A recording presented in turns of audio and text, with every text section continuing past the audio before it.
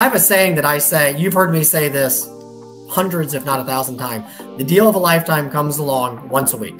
And that is, you've heard me say it so many times. It really has two meanings in my mind. So the first meaning is there absolutely every week, there is a fantastic freaking deal that's out there. You may get it, somebody else may get it, but you're going to have to be out there looking at a lot of properties. And I think that's one of the things that sets you and I apart from all the other investors that kind of fell along the wayside, right? So many of them are out of the business, but is the pure quantity of deals that we look at, because the deal of a lifetime, I get those, I don't get them once a week, but I'm telling you, somebody does, and I get my fair share of them. You get your fair share of them. And then the other thing is, if you miss out on a deal, right? If you missed it, whatever, get over it. There's another one next week. Go find that frickin' deal. And it's out there. You can go get it next week, but you've got to make, again, you can't make 3 offers. You've got to make, I don't know. Again, if I was making offers on the MLS, or if I was going and communicating with wholesalers, I would want to be doing 50 to 100 touches per day, right? Whether if I'm just texting them saying, do you have anything that's coming up? Do you have anything that's falling apart? Call them up and talk to them. I'm your guy, right? And that's one of the ways I used to get deals all the time is I'm your guy. If you have a deal fall apart and you have a seller that needs to sell, call me. I'll close on it today, right? It won't be something I got to wait on. I can do my numbers in an hour and be closing on this today. Be prepared and you will get those kind of deals. Yeah. I like to tell people along those same lines, when you have deals that no one else can close, right? Like, so there's something wrong with the title. There's some problem with one of the heirs to a trust, and they don't want to participate. So call me. I learned early on the money is made in the junk, in the stuff where it's really super difficult. And so, yeah, and you want to let everybody know. I start telling people whatever it is that I'm going to do well ahead of the time that I actually do it, right? Like this year, for 2023, I plan to work out 156 times. I'm going to put it on a chart. And I started telling people a month ago, I haven't worked out a day in 25 years, guys.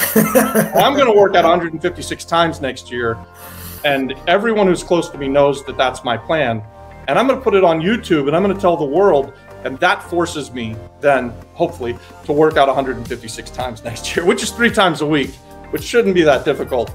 But anyways, by just speaking it into existence, it comes into existence. It starts to happen. It's kind of funny. So I know everybody probably knows who Andrew Tate is these days. I rarely quote him, but he has something. He's like, I'm not motivated, I'm disciplined. And I'm not saying that I'm the most disciplined person in the world on everything, right? I don't make my bed. I don't wake up at 5 a.m. I don't, do journaling and all that stuff. But I am disciplined that I get up 3 days a week and work out. I do it no matter what. I get up and work out 3 days a week.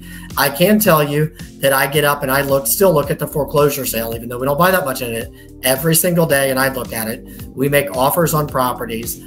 Because that is where you're going to make your money. Everything else is kind of nonsense. It's bullshit, right? When you buy something and you buy it $1 million under value, you've done your job, right? You've absolutely done your job right there. Yep. Or 100,000. And I'm throwing those numbers around, but I've done it before, and I know you've done it because I've done it with you, where we bought a property, for 60 grand, never closed on it, and sold it for 150 grand without even closing on it, because we did it every day. And it was things that were messy, right? That people didn't understand the title.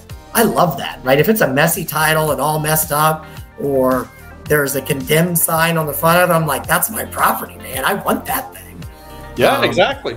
And we're selling that most of the time to other experienced real estate investors. So that really is the way that goes. You want to have your deal so ridiculously good that when you bring it to Jeff Murphy or Robbie Krager, that they're willing to buy it from you at something more than you paid for it. And when you're starting out, it may be a small number, but as you get a proven track record of success, the numbers grow. They get bigger and bigger and more fun and more fun. And like Jeff said, real estate isn't a get rich quick. I say real estate, you can get rich overnight, but what it requires is 12 hours a day, 6 days a week for 10 years. And some night overnight, you'll be rich. Yes.